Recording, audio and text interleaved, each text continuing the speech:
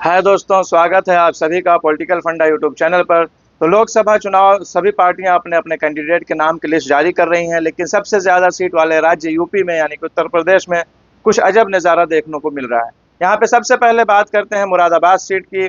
X पर लोगों ने तो बहुत कुछ लिखा है, लेकिन हम यहाँ पर बहुत ही सरल शब्दों में बात करना बेहतर समझते हैं। तो आइए, इससे पहले कि बात शुरू किया जाए, चैनल को सब्सक्राइब करके बेल आइकन को भी प्रेस कर लें ताकि वीडियो आगे आप लोगों तक पहुँच सके। तो चलिए सबसे पहले बात करते हैं सपा के हवाले से कि एसटी हसन का टिकट काट दिया है सपा ने। ये फैसला सभी को नादार लग रहा है। वर्तमान एमपी जो वहां से 2019 के लोकसभा चुनाव में जीते हुए हैं और अभी एमपी हैं, उनको टिकट न देकर दूसरे को देना बहुत ही अजीब लगता है, बहुत ही अजीब बात है। उनकी जगह पर किसी रुचि वीरा को टिकट दिया गया है। इसके लिए एक्स पर बहुत लोगों ने बहुत कुछ अपनी अपनी तरफ से लिखा है, लेकिन किसी ने क्या खूब लिखा कि अखिलेश यादव जी अपने परिवार के कैंडिडेट के अलावा मोदी जी के 400 के नारे के साथ हैं। ये मतलब क्या बात हुई। 80 लोकसभा सीट वाले उत्तर प्रदेश को इंडिया गठबंधन ने मात्र 4 मुस्लिम प्रत्याशी दिए हैं। पांचवें की अगर से बात किया जाए तो सब लोग यही सोच रहे थे कि एसटी हसन साहब ऑलरेडी यहाँ से एमपी हैं, तो जाहिर सी बात है मुरादाबाद से उनको ही कैंडिडेट रखना चाहिए था, उन्हें ही टिकट मिलना चाहिए था। लेकिन उनका टिकट काट दिया गया है, उनकी जगह पर रुचि वीरा को कैंडिडेट बनाया गया है सपा की तरफ से।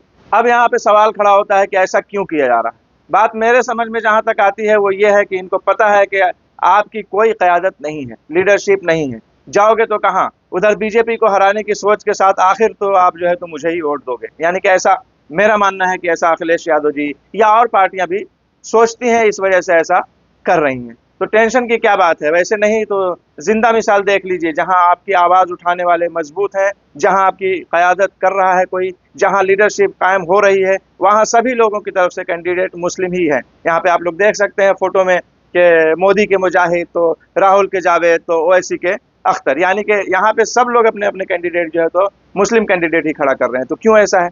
इसलिए कि वहाँ पे देख रहे हैं कि अख्तरुल ईमान साहब की पोजीशन जो है तो ठीक है, वो अच्छी क़यादत कर रहे हैं, वहाँ पे उनका अच्छा ये है। वहाँ उन्होंने ही सीमांचल की जो कि सबसे पिछड़ा इलाका कहा जाता है, वहाँ की आवाज़ उठाना शुरू किया है। उसके बाद जो है तो देखिए क्यों वहाँ पे क्यों नहीं आप दूसरे कैंडिडेट खड़ा कर दे रहे हैं।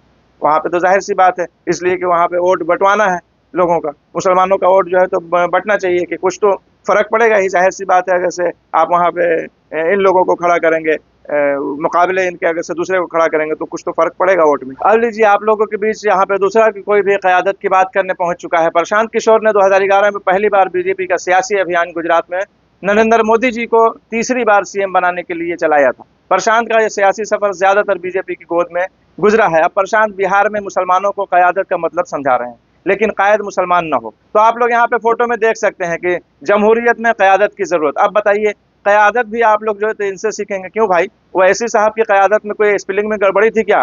कोई प्रॉब्लम था क्या? उन्होंने तो भी वही कहा था, क़यादत वाली बात कही थी। लेकिन अब ये जो है क़यादत समझाने के लिए पहुंच गए हैं।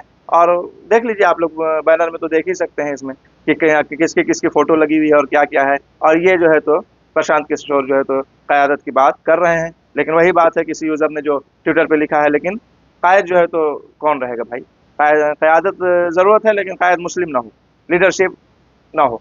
बस बहरहाल मैं इसके अलावा अपनी तरफ से कुछ बात करने वाला हूँ कि वोट इंसान देता है किसी पार्टी को, यानी कि जिसको लाइक करेगा उसको वोट देगा, या किसी कैंडिडेट को। खास करके तो चेहरा जो है कैंडिडेट से ज़्यादा पार्टी का ही माना जाता है। कुछ चेहरे जो है तो कैंडिडेट के भी प्रभावशाली होने की वजह से ये होते हैं। लेकिन यहाँ पे जिस तरीके से और सभी कानून में नियम में संशोधन होता है, बदलाव होता है, या नए नए कानून भी बनाए जाते हैं, बनते हैं, उसी तरीके से मेरा मानना है कि इस मामले में भी कानून बनना चाहिए कि लोग जिस पार्टी से चुनाव लड़के जीते हैं, कम से कम 5 साल तक उस पार्टी में रहना ज़रूरी है। ये कौन सी बात है यार? मैंने आपको किसी और पार्टी का समझ के, पब्लिक ने यानी कि जनता ने वोट दिया, जिताया, और आप जीतने के बाद जो है तो बिक गए। ये बिकने वाला सिस्टम बंद होना चाहिए। इसके लिए कोई कानून पारित करना चाहिए, कोई कानून बनना चाहिए। आप जिस पार्टी से लड़के जीते हैं, आपको 5 साल तक उसी के साथ रहना चाहिए, इसलिए कि आपको जनता ने जो वोट दिया है, जो जिताया है अपने अपने क्षेत्र से, वो उस पार्टी की वजह से ही जिताया है। अगर से आपको अपने पर्सनल चेहरे की वजह से लग रहा है तो फिर आप निर्दलीय भी लड़के जीत सकते थे। लेकिन पार्टी की वजह से ही बहुत सारे लोग जो है तो वोट देते हैं। फिर अगर से मैंने मान लिया किसी ने कांग्रेस को समझ के, किसी ने बीजेपी को समझ के वोट दिया, आप कांग्रेस से जीत के बीजेपी में चले गए, या बीजेपी से जीत के कांग्रेस में या किसी और में चले गए, या किसी और से जीत के किसी और में चले गए, तो ये फर्क हुआ ना। ये जनता के वोट का मजाक बनाना हुआ, ये जनता के वोट का फिर कोई वैल्यू ही नहीं रहा। फिर क्या फायदा भाई किसी इसको जिता के, कि हम जिताएंगे आपको इसकी तरफ से, आप जीतने के बाद उधर चले जाएंगे। ऐसे कई मामले पिछले कई सालों से मतलब देखने को मिलते रहे हैं कि लोग जीते हैं, एमएलए जो है तो जीत के उस पार्टी से जीत के और दूसरे में चले गए, बिक गए, चाहे पैसे कितने पैसे लेके, कितने करोड़ों करोड़ों में। पहले सुनने में आ रहा था कि लोग जो है तो विधायक खरीद रहे हैं, विधायक बिक रहे हैं। अपने अगर से बिहार की भी बात किया जाए तो मीम के मजलिस के इत्तेहादुल मुस्लिमीन के 4 विधायक जो है तो मीम को छोड़ के दूसरे में शामिल हो गए थे। तो बहरहाल ये जो है तो कैसे सही हो सकता है? उन 4 लोगों को तो वहां से टिकट तक नहीं मिला था, अगर से ओवैसी साहब की पार्टी ने टिकट दिया था और आपको पब्लिक ने इस वजह से ही जिताया था कि आप एआईएमएम की तरफ से लड़ रहे हैं, तो फिर उसके बाद आप दूसरी तरफ चले गए, तो फिर क्या फायदा हुआ पब्लिक को आपके जिताने का?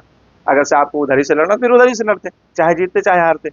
तो जीत जान आप सबको का फ्रीडम है, मैं किसी पार्टी को सपोर्ट कर सकता हूँ, किसी पार्टी की तरफ रह सकता हूँ, उसी तरीके से जो भी कैंडिडेट किसी तरफ से भी लड़ सकता है, किसी पार्टी को भी ज्वाइन कर सकता है, वो सब ठीक है। लेकिन जीतने के बाद पार्टी चेंज करना यानी कि बिक जाना, ये कहीं से भी सही नहीं लगता है। ये जनता के फैसले के, जनता को के वोट करने के खिलाफ है, इसलिए कि जनता ने कुछ और समझ के, कुछ और सोच के वोट दिया। आप जो है तो जीतने के बाद कुछ और कर रहे हैं, कहीं और ज्वाइन हो जा रहे हैं। पहले से अगर से वहां ज्वाइन हुए होते तो देखते हैं कि आपका नतीजा क्या होता, क्या आपको जो है तो जिताया जाता या नहीं जिताया जाता।